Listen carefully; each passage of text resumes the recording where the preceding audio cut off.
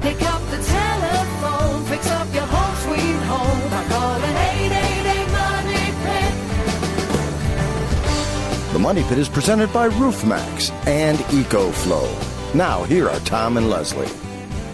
Coast to coast and floorboards to shingles, this is the Money Pit Home Improvement Show. I'm Tom Kreitler. And I'm Leslie Segretti. Hey guys, what are you working on this weekend? If it's your house, you're in the right place because that's what we do, and we're here to help you get the projects done that are on your to-do list. So if you need help with the project, you need help solving a problem, you got a decor dilemma, you got a room with stains that you paint, you have to paint again, well, whatever's going on your to-do list, you can slide it right over to ours, and we will help you get that job done. But first, you got to help yourself by reaching out to us with your questions at 1-888-MONEYPIT, 888-666-3974, or post your questions to moneypit.com/ask. Coming up today, adding a backyard deck is one surefire way to increase your home's living space. But if you're not careful, it's really easy to make very costly mistakes. So we're going to show you what you need to avoid when building the deck of your dreams. And are you thinking about updating your kitchen this summer?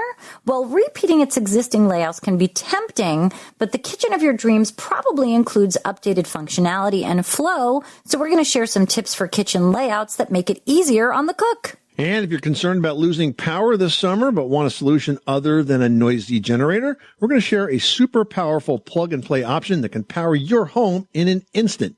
But first, do you feel like you're in a constant game of tug-of-war with your house and maybe your house is winning?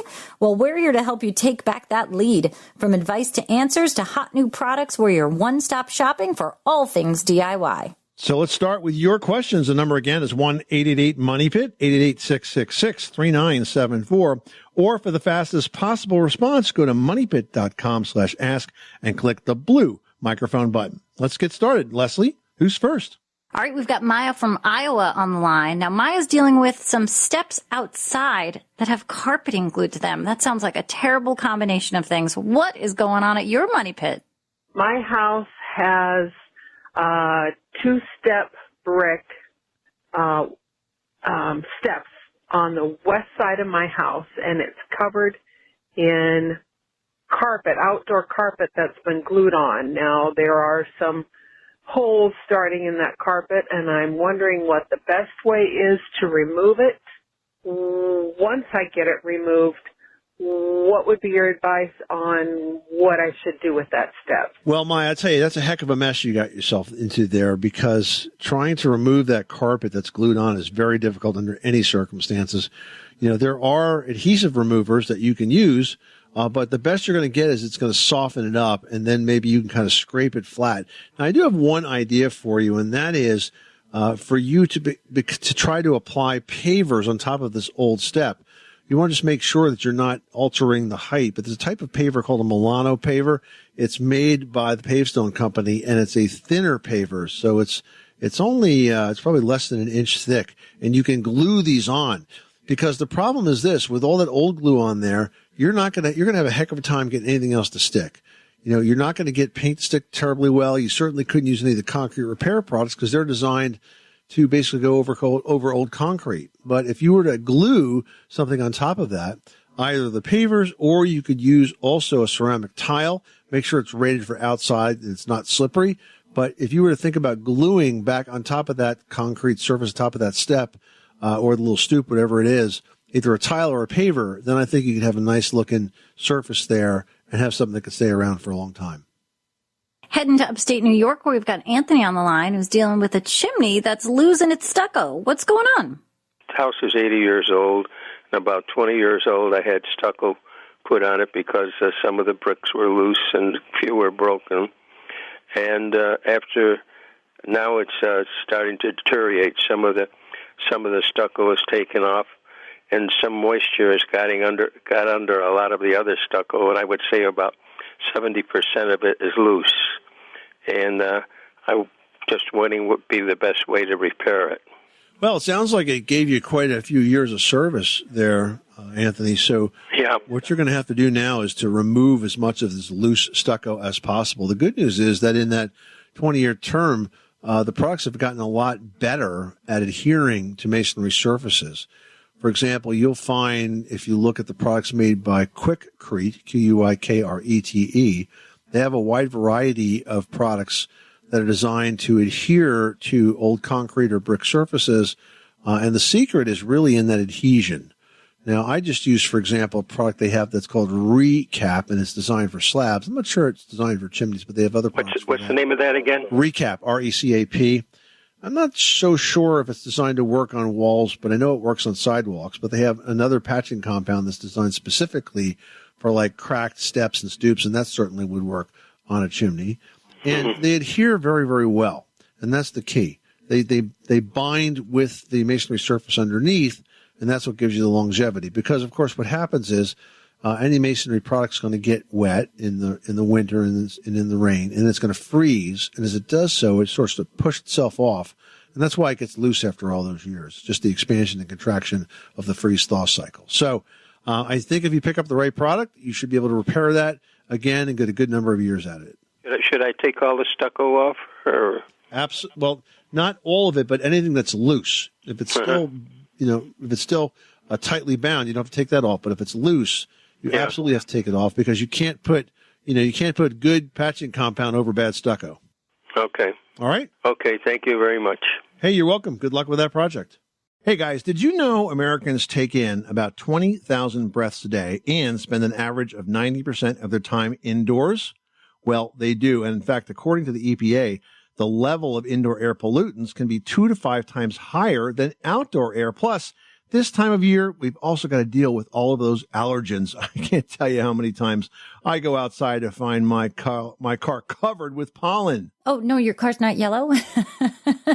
That's why we are so proud to partner with Air Doctor, an air purifier that filters out dangerous contaminants like pollen, pet dander, dust mites, and mold. Their Ultra HEPA filter has been independently tested to remove 99.99% of tested allergens, including bacteria and viruses. Yep, and it really, really works. I actually gave an Air Doctor unit to my daughter. She had just moved into a high-rise building, and her apartment was a little stuffy and had some remnants of the old tenants in there in terms of the odor she was smelling.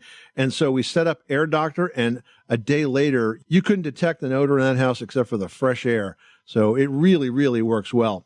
And Air Doctor also comes with a 30-day money-back guarantee. So if you don't love it, just send it back for a refund minus shipping. And they're offering a special discount to Money Pit listeners, and it's a big one. That's right. Just head over to airdoctorpro.com and use promo code MONEYPIT, and you'll receive up to $300 off air purifiers. Exclusive to Money Pit listeners, you're also going to receive a free 3-year warranty on any unit, which is an additional $84 value. Lock this special offer by going to airdoctorpro.com. That's AIRDOCTORPRO.com and use promo code MONEYPIT. Hey, Money Pit podcast fans, you want to help us out? Well, go ahead and leave us a 5-star review on Apple Podcasts, and we're going to give you a virtual high five. Plus, you'll be helping us spread the word about our show. Just go to moneypit.com/review. We've got Jason in New Jersey on the line who needs some help refinishing a countertop. I was curious. I'm renovating my kitchen, and I don't have the money for new countertops. Can you recommend a coating that I can use for countertops for the kitchen that will stand up to wear and tear? Now, Tom, you just used a really great product to sort of vamp a countertop at one of your places, right? I did, yeah. I used Dice Coatings products. They have multiple countertop products. The one I used on a second-floor apartment was called Lux Rock, which gave me the look of a granite finish, and it was truly amazing because it looked just like granite when we were finished, but super durable and easy to do. And actually, I'm working on another kitchen right now, and I'm using a different product called Marble Dream that has the look of marble. You have lots of options with that one as well. So those two products, Jason, are by Dice Coatings, D-A-I-C-H, coatings.com. They're available online and at major retailers. So we would recommend those and suggest you take a look. We've got Rochelle in Delaware on the line who's dealing with a foundation issue. What's going on? How can we help? I have a 2-bedroom ranch, which is on a concrete slab. The foundation has a crack in it, and my kitchen floor is starting to dip. What can I do to resolve this issue? Wow, that sounds like a potentially serious problem, Rochelle. My first question is whether or not this is an active crack. I mean, all foundations have cracks, but is there clear evidence this is active and ongoing? And that might take somebody with some professional skills to determine.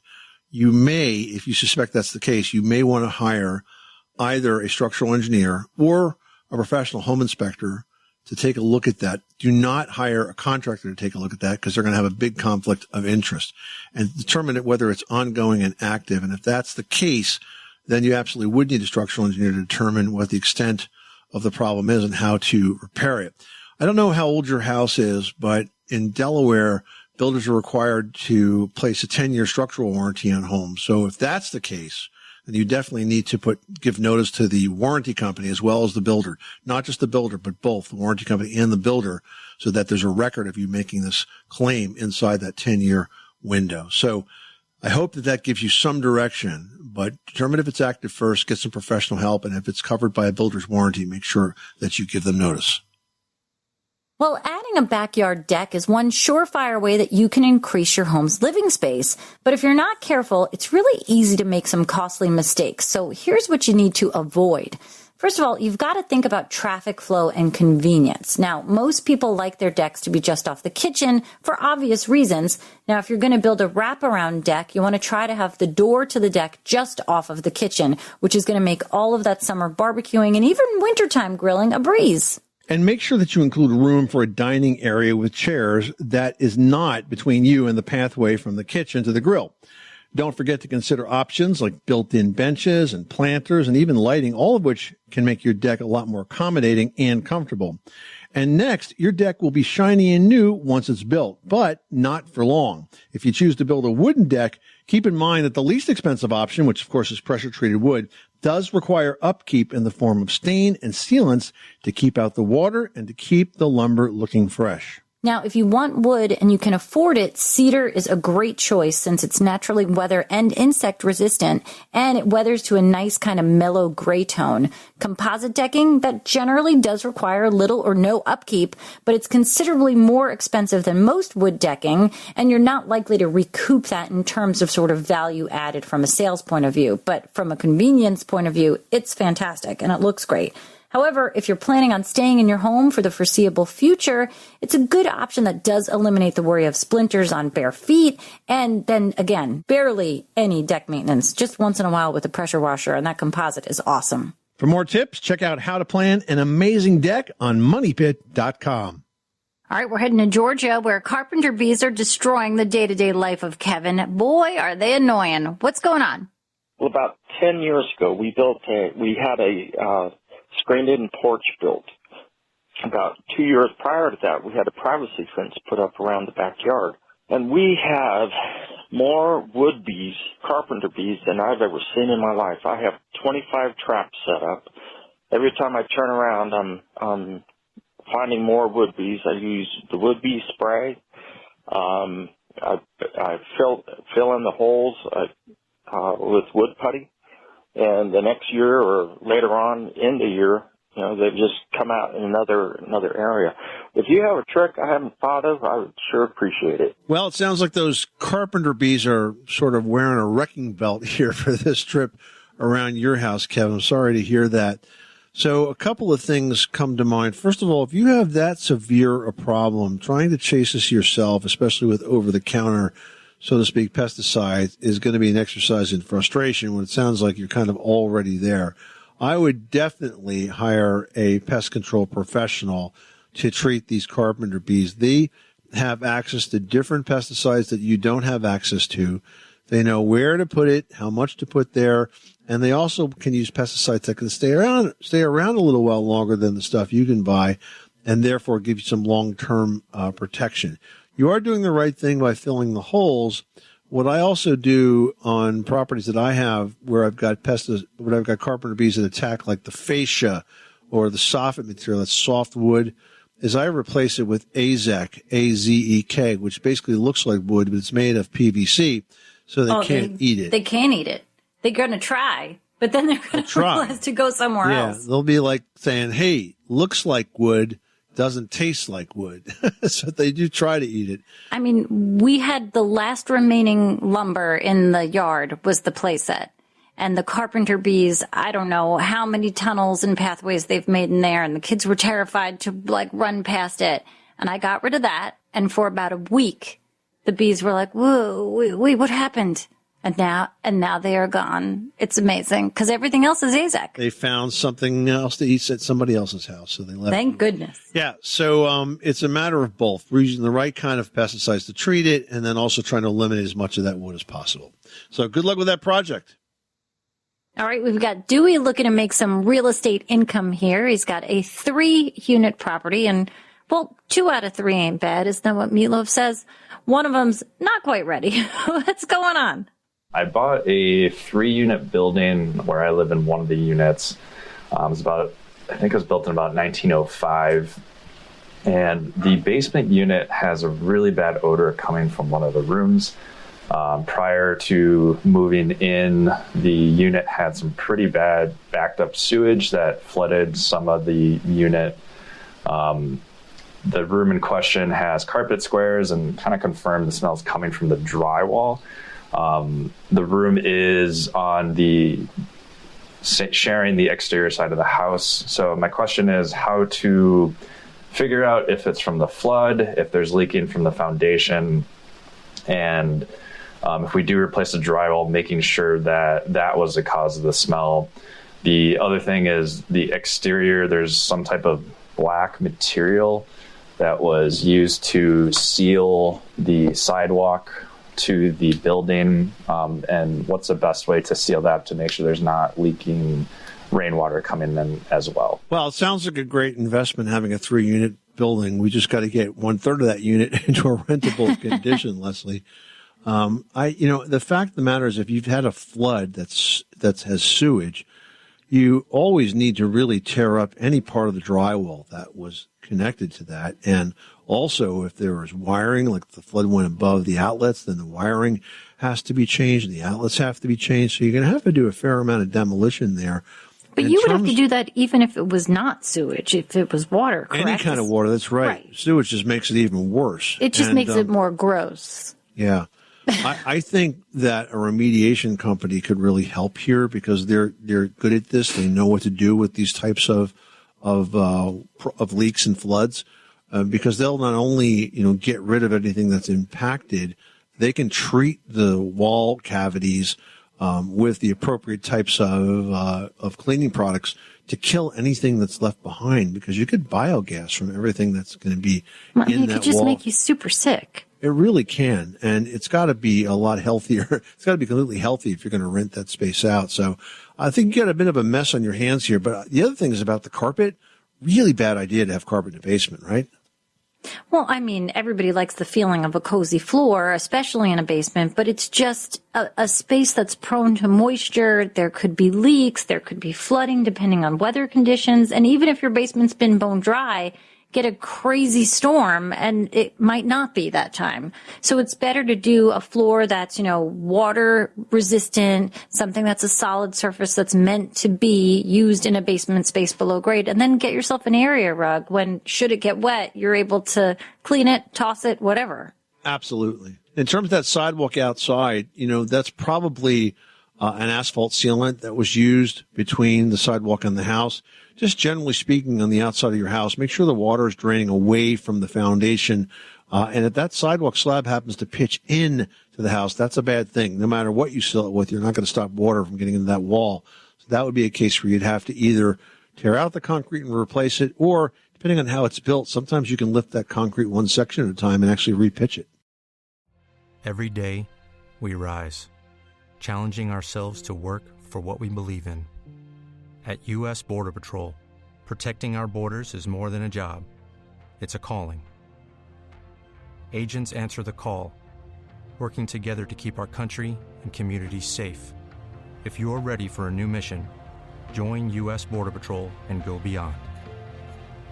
Learn more at cbp.gov/careers.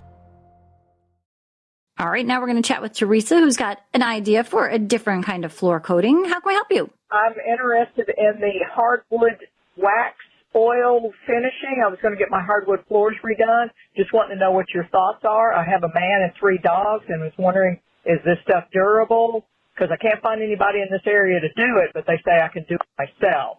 Well, I'll tell you, Teresa, yeah, I know what kind of floor finishing you're talking about, and it's not going to stand up to a man and 3 dogs or just about any other kind of normal wear and tear. You're referring to a type of finishing that we call French polish, and what it consists of is paste wax and boiled linseed oil. Basically, use boiled linseed oil, not regular, because the regular will not dry, but use boiled linseed oil, and it's applied with a paste wax finish, and it's buffed in place. And it's a beautiful, soft, warm finish, but it is not a durable finish. It is not going to be like a varnish or like a polyurethane. It is really for a home that's going to get very, very light duty. And, yeah, I mean, you could do it yourself, but you're going to need, some pretty big equipment like a floor buffer at least, because trying to buff this in by hand would completely wear you out. At least it would me. So it's a beautiful finish, but I just don't think it's a good choice for the situation when you have pets, when you have people in the house that are going to be, giving it a lot of wear and tear, dragging in the sand from the outside, the dirt, the mud, whatever. It's just not a good choice. So what I would do is I would lightly sand the floor, assuming it's not in bad condition. I would lightly sand it. There's a couple of different machines that are like pad sanders that don't take off a lot of wood, but they take off the finish and get it ready for a new coat. And then I would use probably at least 2 coats of a satin polyurethane, an oil-based polyurethane. And those are really pretty easy to apply. You use a lamb's wool applicator for that, which is kind of like a mop. And you basically spread it out and let it dry. And whatever the can says, double it for drying time. And I think you'll find it's going to be a much more durable finish. And if you choose satin, it's still going to be a soft glow. But at this time, it will really stand up. Well, if you've been frustrated by the layout of your kitchen, summer is a great time to take on a renovation project. Now, the hardest part can just be figuring out where to start, so here's how to get started. First of all, it's really easy to stick with the same old current design plan that you've got because you're used to it, but thinking outside of those old boxes can bring inspiration on a brand new and even more efficient kitchen layout. Changes to the location of the sink, functionality of the countertops, adding or even removing an island to just free up some space, and getting strategic with your lighting can definitely make sure that you have both task and accent lights. These are all things that a pro kitchen designer is going to help you achieve. Now, speaking of pro designers, if you need to find an experienced one, check out the National Kitchen and Bath Association, or NKBA, because they have a certification program for kitchen and bath designers. And it's not an easy certification to get. To become an NKBA certified kitchen and bath designer, pros need to have at least 5 years of design experience and need to complete at least 60 hours of continuing education. Yeah, and the really nice thing about working with a pro designer is that you can pretty much wipe the slate clean and start from scratch. So the sky's the limit.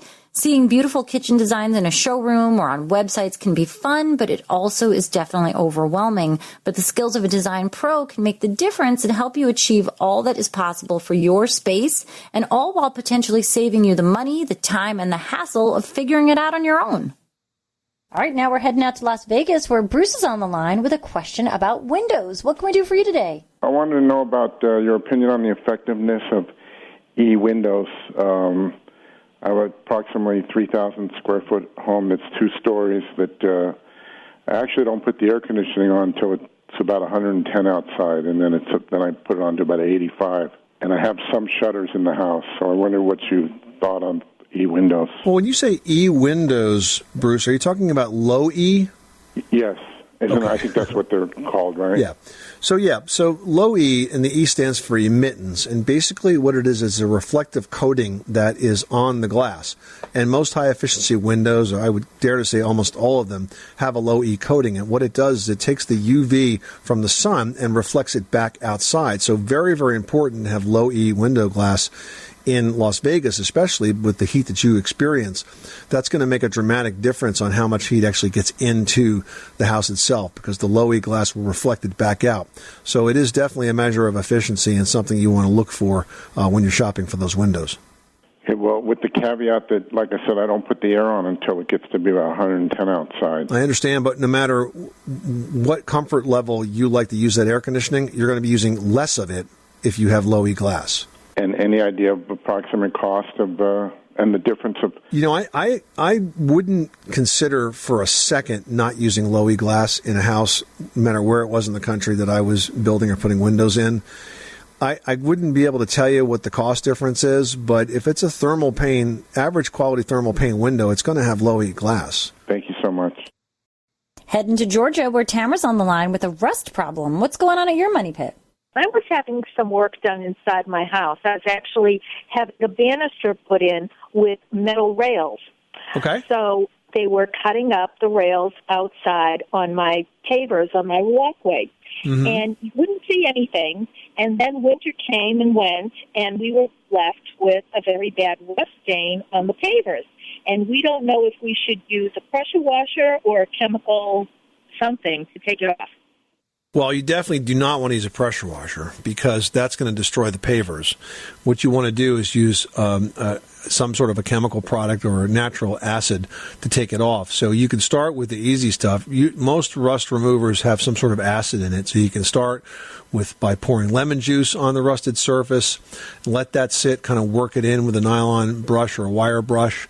In addition to lemon juice, you could try natural vinegar. That works as well. But if those two don't work, then I would use a product like Iron Out. Have you seen Iron Out? Many people use it in the laundry to take iron stains out of clothing, but that works really well as well. Okay, I'll try that. How about like CLR? Yeah, I mean, that would be worth a shot. I think you're in the right department here. Or you could use TSP, trisodium phosphate, and you mix that up into sort of a thick soapy solution and apply it to the rusted out areas, the rust stained areas, and let it sit for a while and then rinse it off. Terrific. Thank you so very much. Well, guys, if you're concerned about losing power this summer, but you want a solution other than a noisy generator, EcoFlow's new Delta Pro 3 home battery backup is a really smart solution. The Delta Pro 3 features powerful capabilities and an elegant compact design that can easily integrate into your home. It's also portable, so it can power outdoor activities from picnics to dinner parties to tailgating and more. Yeah, the setup is also plug and play, so it's really hassle-free and it's seamless. It can be used as either a standalone battery backup or integrated within your household power system to cover just the circuits and the appliances that you choose.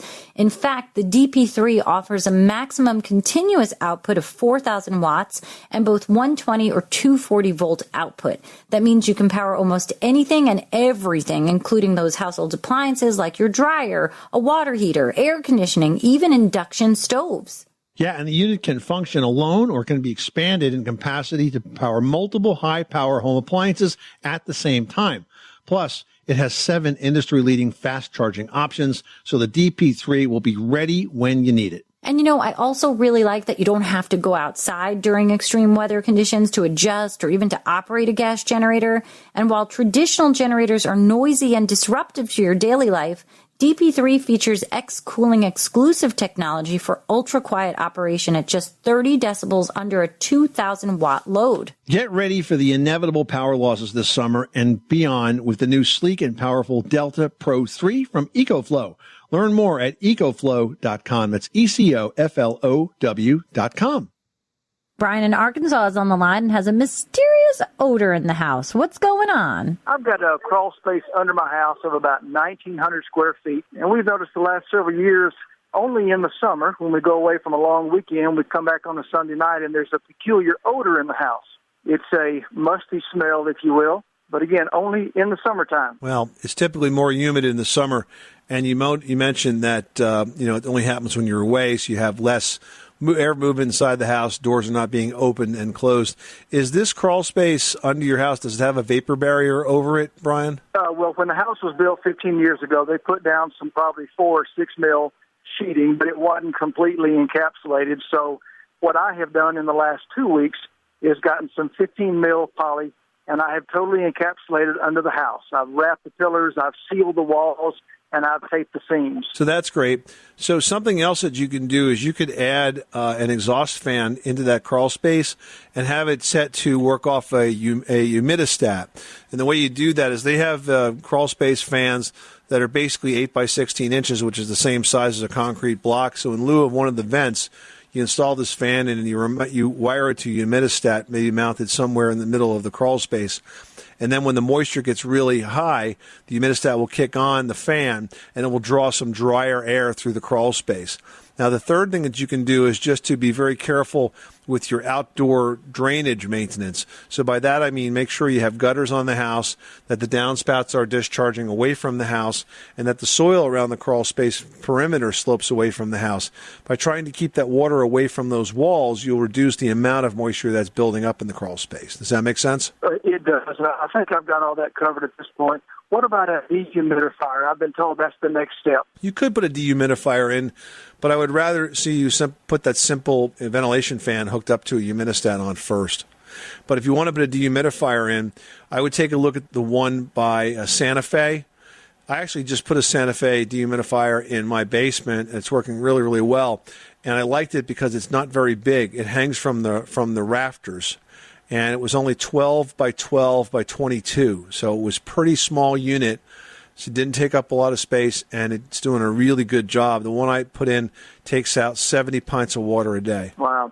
Well, as I take each step here, I'm trying to go through and see if I'm doing everything correct. Could there be anything else that I'm missing, or am I assuming that the smell is coming from under the house up into the first floor? Well, I mean, the only other typical source of smells in houses is plumbing smells. So sometimes you get biogas in the drains of your sinks or your tubs. That can cause an odor. But if you clean those out with like an oxygenated bleach, that will keep that under control. But if you have that kind of humid, musty smell, it may very well be coming from the crawl space. Okay, so if I totally encapsulate it and either put a fan in and or a dehumidifier, should I see results in just a couple of weeks, maybe? I think so, yes. Okay, because that takes care of the air under the house, which affects the first floor as well, I guess. Absolutely. I will proceed with that. All right, Brian. And anytime you have questions, you can reach us at 1-888-MONEY-PIT. All right, Nicole reached out to Team Money Pit saying, what is the rule of thumb for painting over water stains? I recently fixed a leaking second floor shower, but I've noticed that there's a black stain around a nail hole where the leak occurred, which I assume is mold. It could be rust, though, too, right?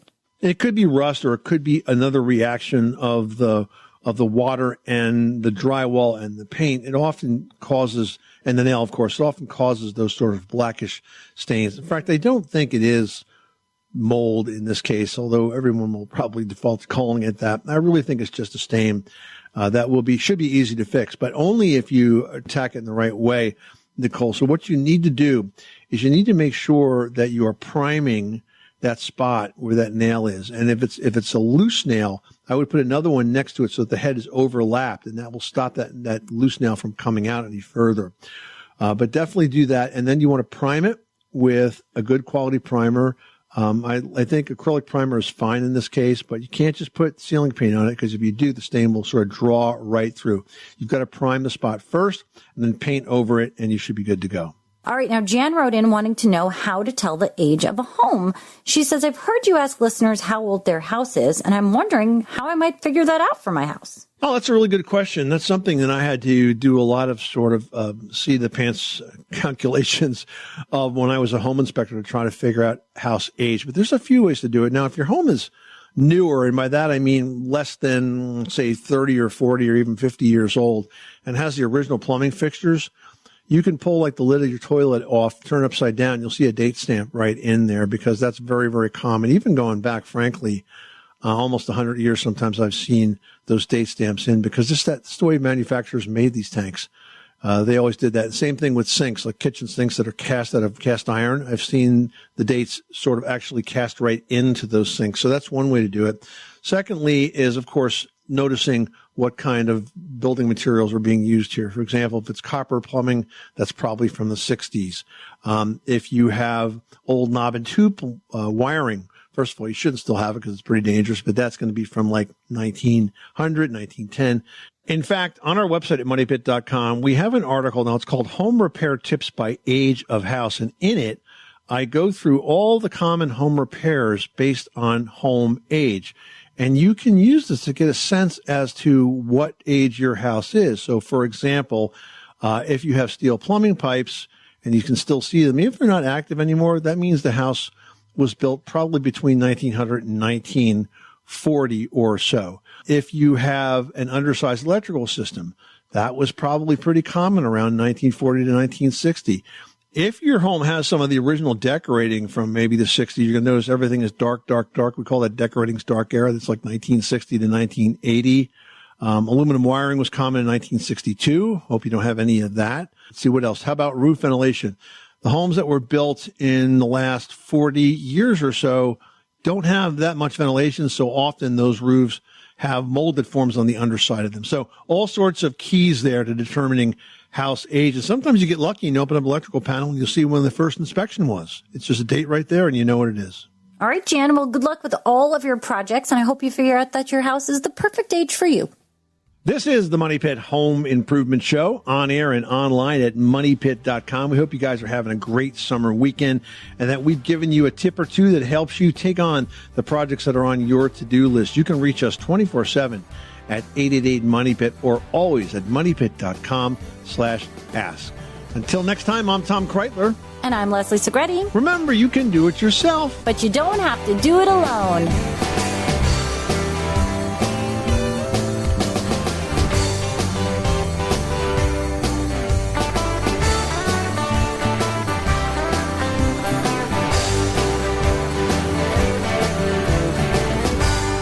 You live in a money pit.